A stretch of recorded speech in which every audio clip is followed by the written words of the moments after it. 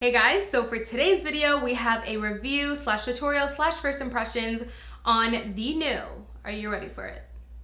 Jaclyn Hill and Morphe palette. You guys, when I first saw this, go online and kind of when I first saw this announced and I saw the colors, I just almost lost my shit because it is very close to my version of a dream palette in reality here. Like if I was to create my own dream palette, it would be similar to this. I would of course do a couple things differently just to customize it to my perfect dream palette, but it's pretty darn close. This palette does launch this Wednesday, I believe, or Thursday. I'm not sure, but I'll leave the details down below for you guys. I decided to create this beautiful kind of aqua mermaid vibes. I look with this, I don't know what it is. I'm obsessed with all of these beautiful warm neutral tones, but for some reason, the one shade that just like spoke to me was this gorgeous aqua pool party. So I just had to get my hands on it and use it first. But no worries, I am planning on doing another look using this palette, doing it more neutral, kind of warm tone, bronzy. Let me know if you guys are interested in that. But really quickly, before we get into the demo of me kind of doing this tutorial and also testing it out for the first time, I just want to get into my initial thoughts on this palette. When it comes to the packaging, I'm obsessed with it. This is how it looks. So beautiful. I'm obsessed with the white and the silver because you guys know me, I love white and chrome. My entire house, like all my home decor, is all white with like pops of chrome, so I love it. My only complaint would be the material of the packaging. I love how the packaging is different than their standard like Morphe plasticky. I love that this is different, but I just wish that they made this not matte and that they would make it more of a wipeable material because it definitely is getting pretty dirty already and I've only used it once. It's like starting to get a little bit dirty. So I can just see it getting very dirty in terms of the material. If it was wipeable, it wouldn't really matter that it was white because you could just completely wipe it. So I do wish they didn't make it matte. Other than that, the only other thing I would say is I do wish that the shade names were maybe written on the palette. Instead, you kind of get this pamphlet. But it is nice that they did give you a pamphlet with all these shade names written. I do believe that this retails for $35 US.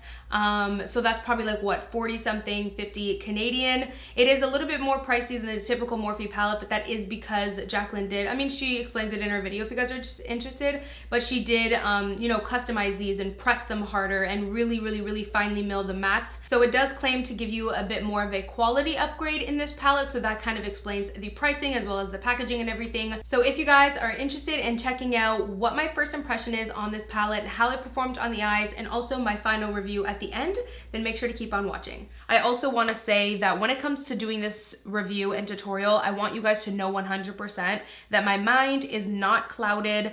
I want to truly see how this palette performs. Pretty much what I'm saying is I'm going to be testing this out with a full clear mind. So I'm really excited to test it out. As you can see, I obviously have no makeup on with my pale ass face.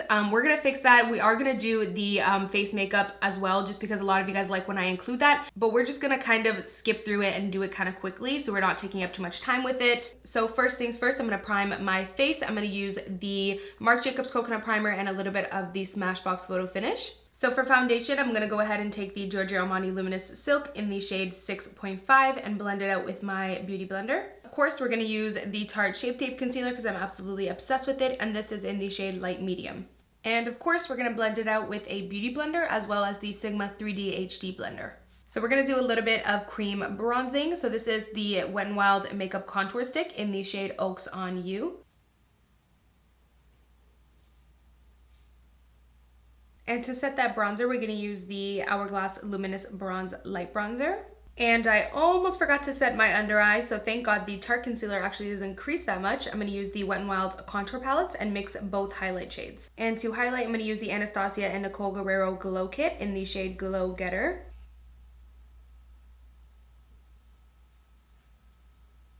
All right, so now that the face is done, we're moving on to the Jaclyn Hill palette. I'm so excited, you guys. Right off the bat, I'm noticing there isn't a matte kind of setting shade that I can use to set I just used some of the Tarte Shape Tape Concealer to prime my eyelids.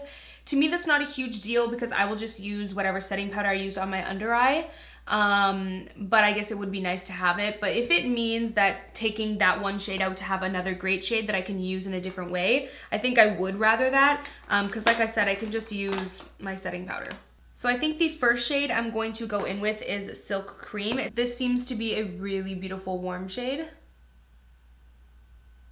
This is pretty much just going to be my transition. Right off the bat, I noticed there's not that much kickback on the from the powders,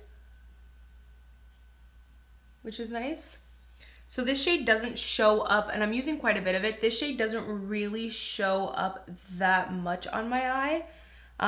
It is a transition shade, so I don't expect it to be like ultra pigmented because it's, you know, more on the paler side just for me.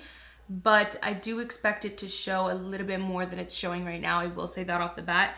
And I did expect it to be a little bit warmer. So what I might do is go ahead and pick up Creamsicle, which Creamsicle seems to be a bit more of that like orangey shade that would work great as a very warm transition.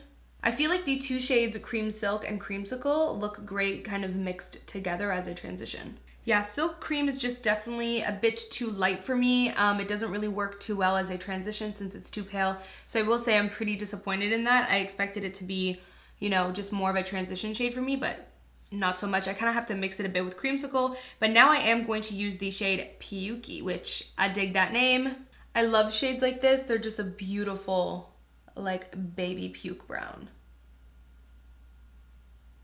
They do feel extremely silky smooth. I also did experience a little bit of fallout. I just wiped it away. But I feel like that's because the shadows are so creamy and buttery, so it's kind of hard to get away from that. The creamier a shadow is gonna be, the more it's just gonna like kind of melt apart and fall apart.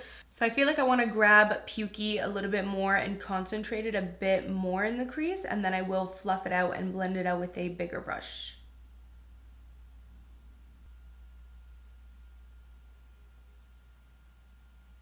I'm just picking up a bit more of Creamsicle just to warm up that crease a little bit. You know what this shade Silk Cream is good for is if you kind of need to go in and blend it a little bit more, it's a great shade to kind of go over and use to blend.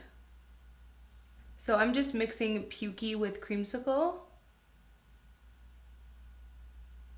So I'm deciding to bring down that shade Pukey and Creamsicle just right here on the outer area.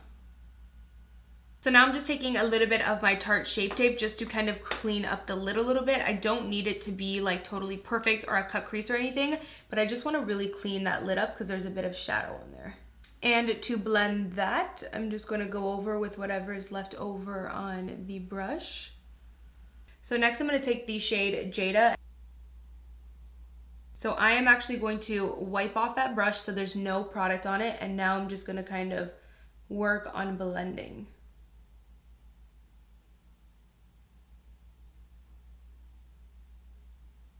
So it is blending really nicely, especially for a colorful matte, because colors sometimes can be pretty tricky. I'm going to pick up a little bit more and put that right here. And I want to build up that shade again, so I'm just going to pop more of that on.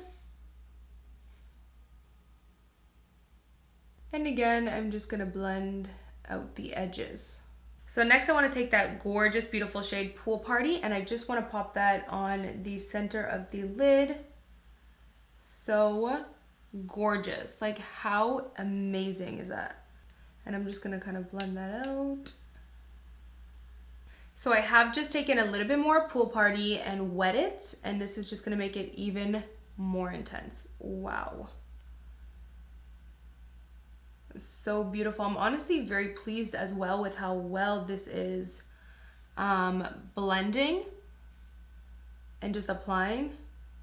And I'm going to take a little bit of whatever's left over on that other brush we used and just blend this out right at that crease on the edges. I'm going to take a little bit more of Jada and just put that on here so it didn't get lost or anything. So now I want to take what's left over on the brush and dabble into this beautiful shade right here. And what that's going to do is mix the two together. And it's going to be, hopefully, I'm hoping for like an icy aqua teal. Yeah, so we're mainly just getting that shade, but it's fine. We're gonna mix in some of that blue and just bring it in here. That is a beautiful silver. It's a really nice type of silver shade. But it's kind of blending in with this blue right here and just creating that ombre effect. And I just wanna blend it, of course, with some more of that Pool Party. So I don't know why, but I feel like something is missing. So I really want to bring in maybe some more blue. So I'm going to take this beautiful shade called Twerk. I just want to use a tiny bit of it just to add some extra dimension. And it's just going to be on this outer corner here. Just so that it's not only 3 shades that are ombreing. I feel like it's nice if we have 1, 2, 3, 4 that are kind of ombreing. So I feel like that added a nice bit of blue in there to really emphasize the whole aqua. And you're only applying it on this outer corner. I'm just taking a smudger brush. I'm going to really concentrate that blue a little bit more. And blend it out a bit, of course.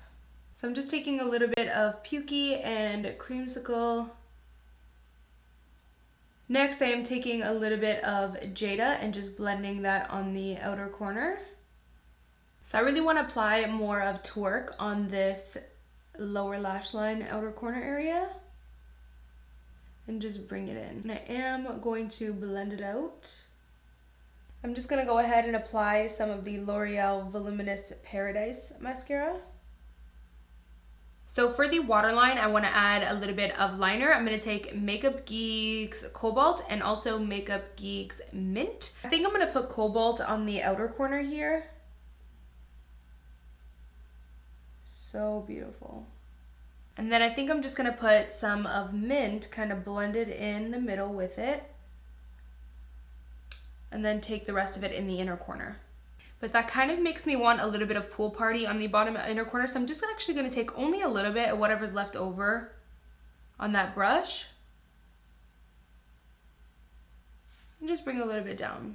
So I just went ahead and popped on some falsies. And now that the eyes are done, we're going to go ahead and do the lips. I'm going to go ahead and use the Marc Jacobs Yours to Try liquid lipstick. And I'm also going to top it off with the Revlon Super Lustrous Lip Gloss in the shade Sandstorm. So that is it for this makeup look. I really hope you guys enjoyed it. I personally love how all this blue kind of came out. It makes me feel like a little mermaid. I'm obsessed with it. I do have so many other looks that I really want to do with this palette, including playing with the reds, the warms, the bronzes, neutrals, regular looks. I have so many looks I want to do with this. So let me know if you guys are interested, and I definitely will do more. In terms of my thoughts and kind of concluding my final review on this palette, I really love and I'm super impressed on how pigmented the shimmers are, and they really transferred nicely on the lid in terms of looking metallic and really shimmered. The mattes blended out beautifully. Just disappointed in the shade Silk Cream.